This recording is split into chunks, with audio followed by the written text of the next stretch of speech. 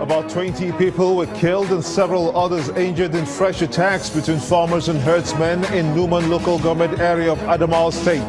The attack was said to have occurred on Monday night as a result of the killing of a farmer by suspected herdsmen, resulting in a reprisal attack by the farming communities of Shoforon, Kodumti and Kikan, all in Numan local government area of Adamawa State. We have confirmed that those affected fled their communities following rumors of alleged reprisals and are taking refuge at the Numan General Hospital. How much more of the killings will continue unabated? Are the measures taken by some states to stop open grazing working? We're going to focus on that in just a moment. Data feeds are coming through in one place simultaneously on all our social media platforms, channelstv.com and on youtube.com/channelsweb. You can follow us right now on m.channelstv.com and on Facebook as well. We've got all our platforms on social media covered. Be part of the show. Tweet at Gimba Umar CTV. Use the hashtag State of the Nation to air your thoughts on the subject. The Ecowas court has adjourned the case involving the leader of the indigenous people of Biafra, Ipob Nnamdi Kanu, and the federal government. The self-acclaimed Ipob leader had filed a suit requesting $800,000 as compensation from the government for allegedly infringing on his human rights. The counsel to Nnamdi Kanu informed the Ecowas court that the motion was filed as a deliberate attempt to frustrate the trial because the government had more than 1 month to file the motion but failed to do so. The hearing of the suit was subsequently adjourned to February 8, 2018. Is this yet another painstaking delayed treason court case? Will it end in the manner of the MASOB leader Ralph Wazirike? The federal government has condemned the burial of 26 girls found dead in the Mediterranean Sea and demanded explanation from the Italian government. The senior special assistant to the President of Foreign Affairs and Diaspora, Mrs. Abike Dabiri-Erawa, says that the girls were sold as slaves, and this is something that should be unaccepted to the whole world. We'll also examine that developing story as well. It's prime time in Lagos, and this is State of the Nation.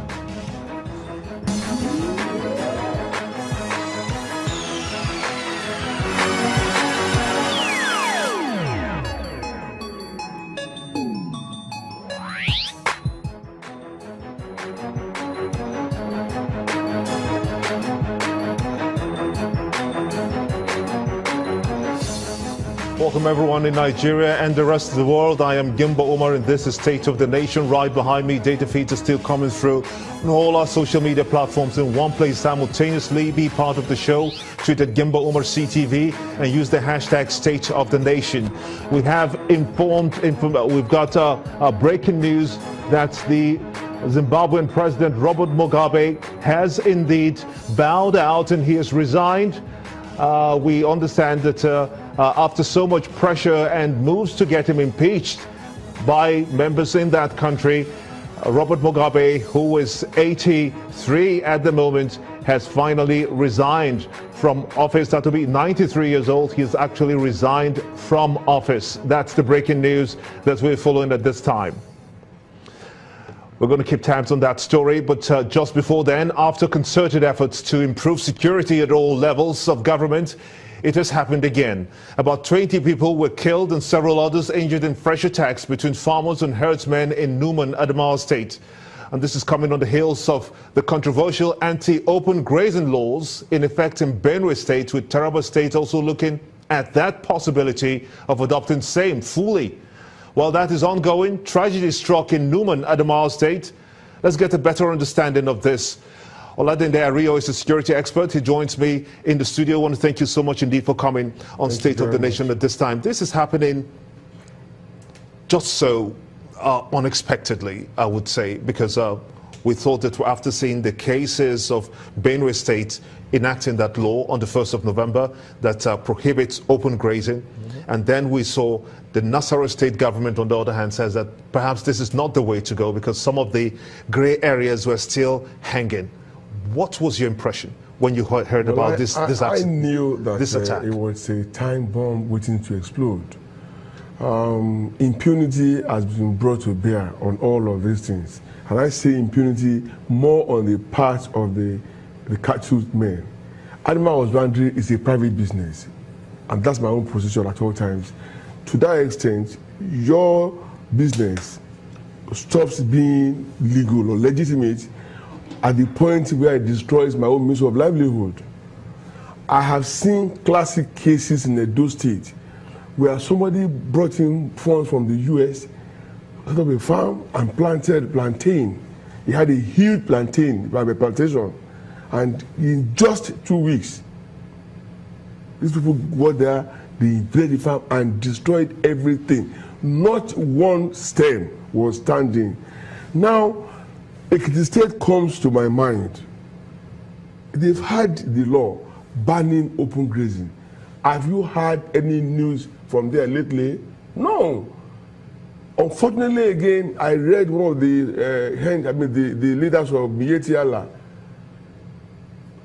threatening that they either allow them to do their business or the country will burn. No, I believe they didn't threaten. They were only asking that some of those grey areas be cleared first before any grazing law comes in effect. The point remains that all over the world, people manage animals, and we've not had unending cases of clashes between the locals and the herdsmen.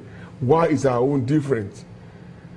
It's different because the people who own those cattle, okay, they're the ones arming their herdsmen against the local community.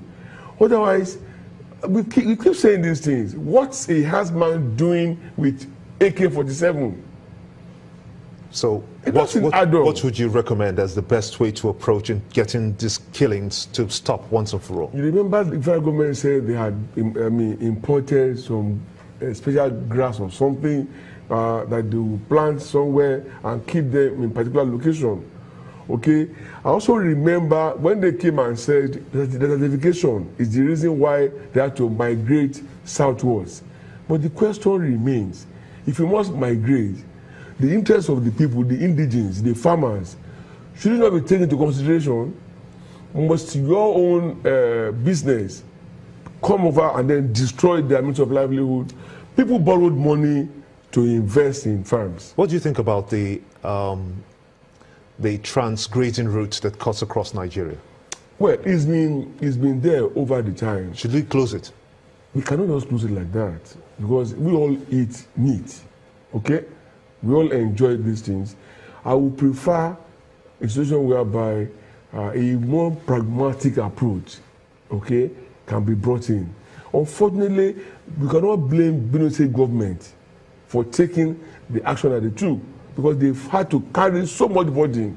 They lost people, they lost investments, they lost farms, and the government was made to look bad and weak.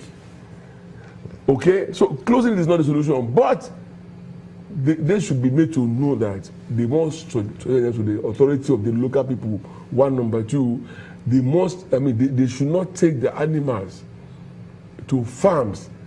They can go into the thick forest or wherever, but not to farmlands that are purposely cultivated. That's destructive.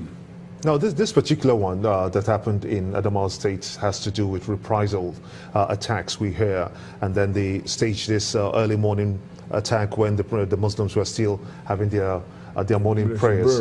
We've also had this kind of scenario in Jos, the Plateau State capital, in Riom to be precise. We've also had it in Mangu, all were reprisal attacks. So it seems to be one recurring destiny. Yeah, it's recurring, and it seems to be you hit me, I hit you twice. How then do we begin to approach this? If the state governments on their own are enacting laws that prohibits open grazing, what should the federal government be doing? Well, as the big brother, I would rather, well, I was against federal government spearheading the invasion of grass initially. But when I looked at it and I said, if that will bring peace, so be it. Okay? I would rather federal government steps in, identify more areas in different parts of Nigeria, okay, and ensure that grasses are planted purposely for grazing, and of course get the herdsmen to know that they cannot just invade people's farms. For as long as they do that, we will continue to have attacks and reprisal attacks. There was one that happened, I can't remember now, in Poti School, that they invaded a market and killed people senselessly. What we are canvassing in court is that the state cannot, in the words of the lawyers, appropriate and reprobate. The state cannot on its own go ahead to vitiate the bail that we had undertaken and turn around to ask us to come and continue to produce the person. And our contention is a very simple thing. The state acted in a way that made it impossible for us to do what we had undertaken to do. And we're asking the court to see the facts and circumstances of the case.